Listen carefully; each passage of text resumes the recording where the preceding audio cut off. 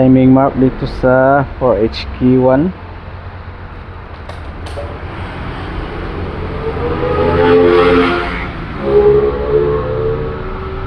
Ito lang yung timing mark nya dito sa may main idler. Ayan, dun sa crankshaft gear letter L.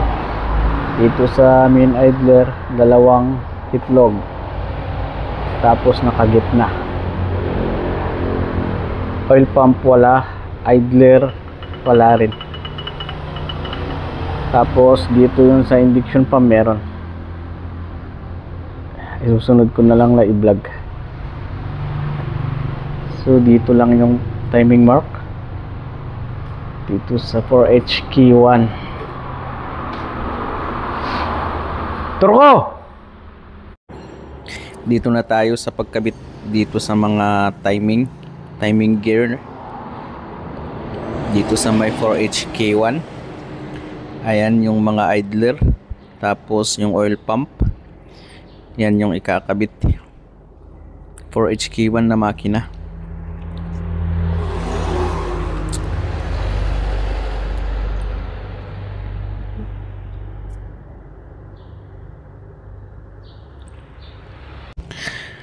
Unang ilalagay yung oil pump. Huwag yung kalimutan na lagyan ng langis. Yan, pati yung shafting yan na yan, lagyan nyo ng langis kasi may bushing yan dun sa loob.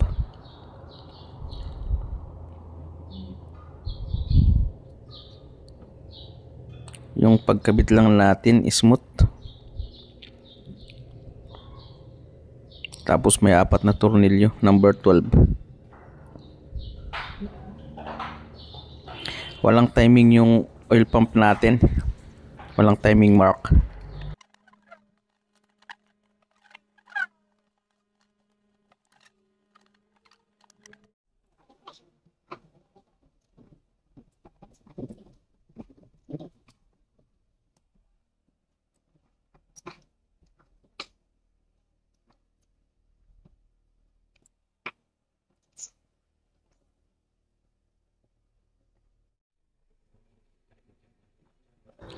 Next na ilalagay itong shafting ng idler gear B.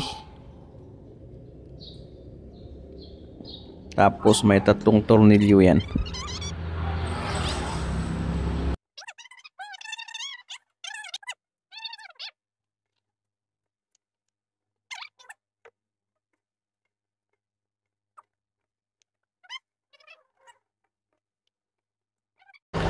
Tapos ilagay rin natin yung shafting ng idler A. Yan.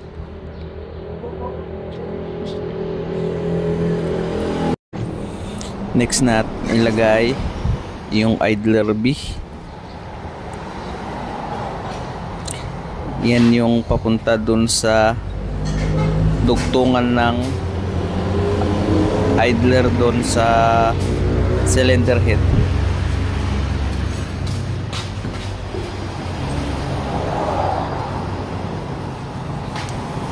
Tapos ito naman yung maiksi na bolt number 22, tapos yung flat washer.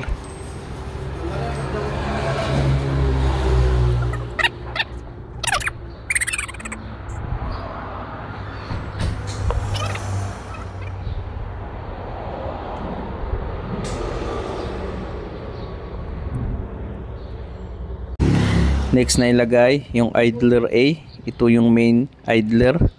Huwag niyong kalimutan ulit na lagyan ng langis yung bushing para suwabe.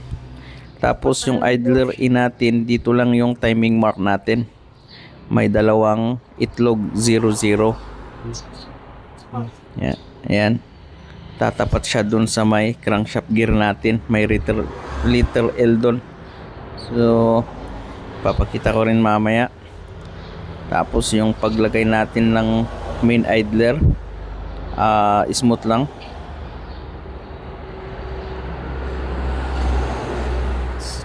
Ganyan lang. Tapos number 22 rin yung bolt. Ganyan yung itsura. Tapos flat washer na makapal. Tapos pwede na siyang i-torque ulit. Pag natapos nyong i-torque, dapat i-check nyo kung may clearance para ayos. Ayan.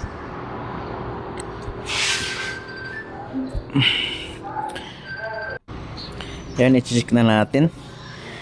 Dito sa oil pump, wala siyang timing mark.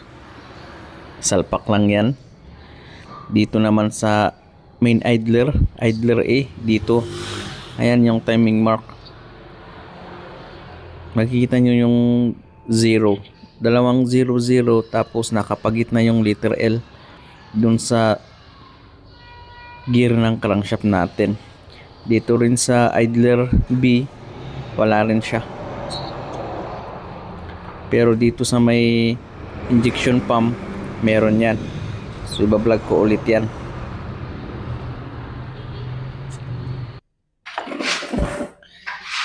Bali tong isang gear na to, yung asawa ng steering, mahuhuli yan. Diyan siya nakalagay. Ilalagay muna yung bell housing. Pag nalagay na yung bell housing, ito na yung next, yung gear asawa ng steering pump. Bali next na ilalagay natin yung bell housing, tapos yung natitirang isang gear. Bali ito na yung bell housing natin dito sa likod. So yan, nilagyan ko na siya ng sealant. Ganyan yung paglagay ko. Yan mo lang. Sige. Then pwede na siyang ipasok. Amom din guide? Sige. Lama. Mirata kita mo na ito. Alam na. Ilam din guide mo sa pagbahala sa namin.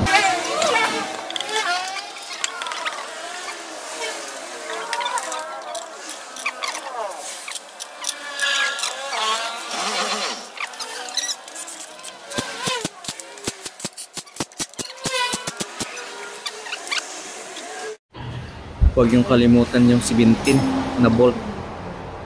Doon siya maibobolt before nyo ipasok yung isang gear. Baka makalimutan ninyo yung secret bolt.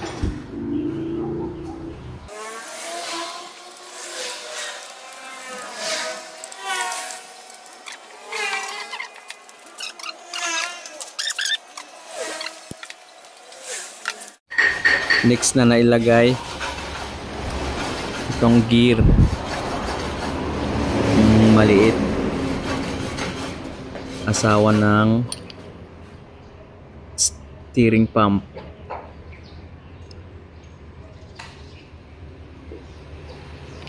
Huwag yung kalimutan ulit yung langis, lagyan ninyo.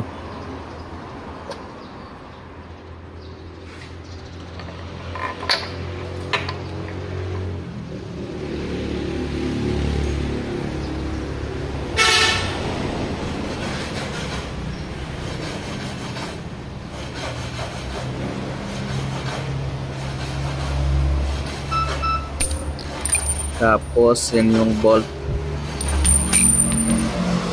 Ganyan yung itsura ng bolt, nahulog. Ayan, tapos may flat washer rin siya. Tignan yung paglagay ninyo sa mga bolt para hindi magkapalit-palit. Tapos pwede nyo siyang i-torque.